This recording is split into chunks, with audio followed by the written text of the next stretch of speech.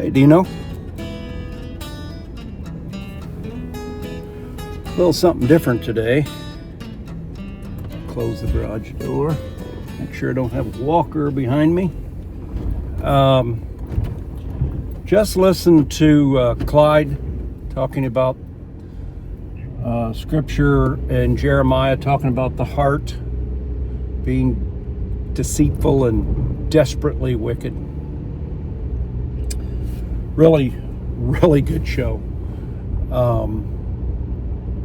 I love concordant word searches. There's so much there. It leans into Father is not frivolous with his word choices. Another great video this morning I watched, I absolutely loved. You get to see the heart of our brother Leo as he shares with a friend who is dealing with cancer. And it's just a beautiful expression of who Leo is and who Leo, channels the Spirit of God to a friend who's in need.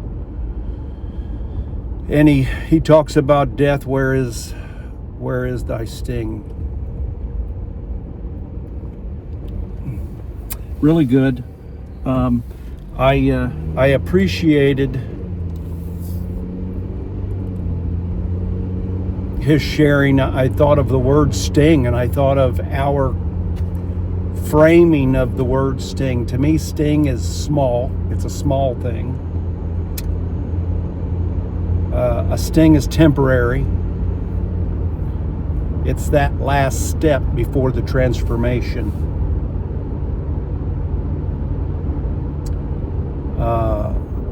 Lying down immortal, rising up immortal.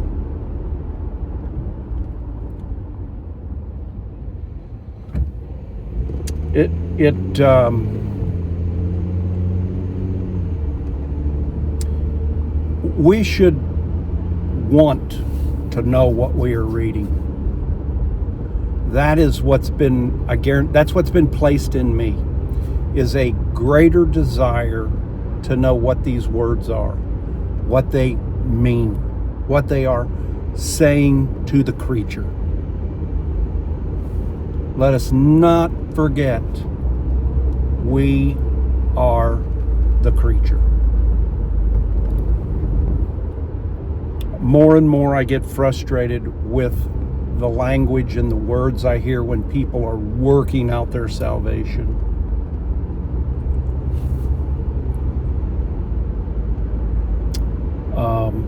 And I understand that they have been misled, that they're not deceitfully thinking, I got to spread this message that puts it all on the creature. I understand that. We talk about that all the time. To be empathetic to the situation of, being in a place where you don't know these things, you don't know this truth, which then for me I transfer to this incredible thankfulness that I find myself in these days having an understanding, a realization of what this life is about. And I don't have it all figured out. None of us do.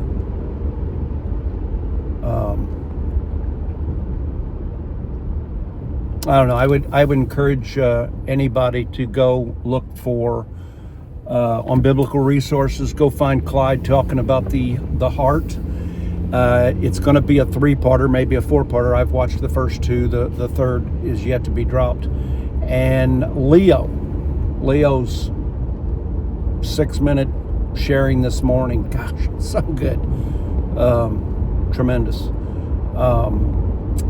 I'm headed to Walmart. My wife is with our youngest daughter in Indianapolis with our granddaughter, Eleanor. Eleanor is seeing a geneticist. She's one of the twins, Eleanor and Oliver.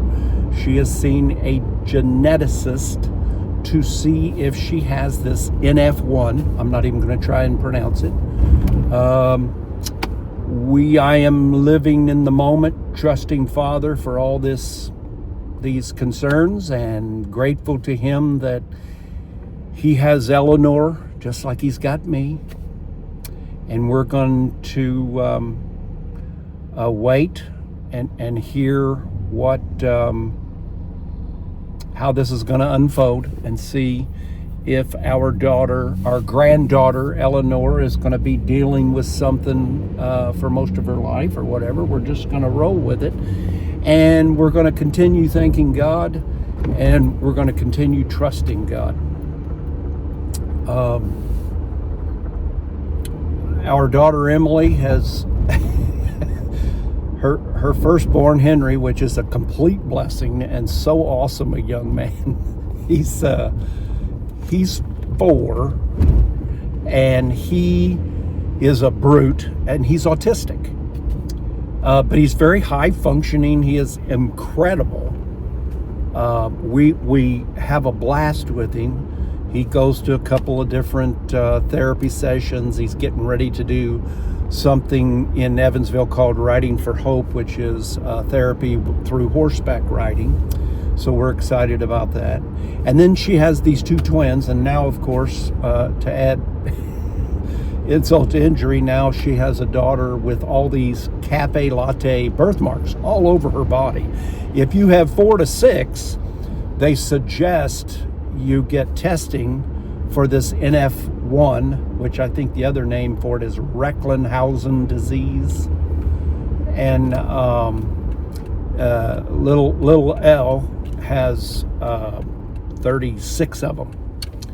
So it's a malformation or some kind of screwed up chromosome 17. It's either inherited or it develops. So we're trying to educate ourselves about this situation. And the bottom line is we are trusting Father for every day and for every moment. Dean and I are looking to shake the show up and do things a little different. We don't know what that's going to look like. We're going to continue to get together, but probably, especially during the summer when it is so incredibly busy, we may not be getting together weekly. Still, I'm not exactly sure how the show's going to change, but there might be a little bit more of this where we share with one another. He gets on and shares his thoughts, and we're going to drop these. This is, in my mind, this is my intent. We'll drop these videos whenever Dean gets it. He gets to decide if he wants to share or add to what I'm sharing. And then I'm just telling him, just do whatever you want with it. Put music behind it, do whatever you want with it, and then just immediately drop it. So the Friday drop, possibly may go away. It just may be that we just simply drop our shows out on YouTube whenever we can, or whenever we finish something. Looking for a way to, I don't know how to say it, but just a little different. We feel like maybe things were a little stale or something. I'm not sure. But we want to shake it up a little bit. Want all of you to know how much we truly love you and are so grateful that you want to come on here and listen to Dean and I share our individual journeys with Father, and appreciate all of you. And we'll see you again real soon. Dean, up to you, buddy. Talk to you later. Hello, everybody. Yes, as Chris said, we're looking to shake things up a little bit, and so we're not sure exactly what that means for our weekly show. We love getting together. We love talking about these things. We want to continue doing that in some form. So, yeah, as Chris said, we're kind of looking to perhaps make a change. We're just not sure what yet. The busyness of what Father has us doing now. Chris is chasing his grandkids and taking care of his beautiful family. And as you heard Chris say, he's got, of course, with that comes all the things that go with caring for others and caring for our family, and all the thousands of things that will happen within that framework. And we look at those things and sometimes question why. Why is this happening? Or why did that happen? What are decisions that we make for each other or other people in our family, and we question things so many times. But we know why, right? We know why. And that can bring peace, right?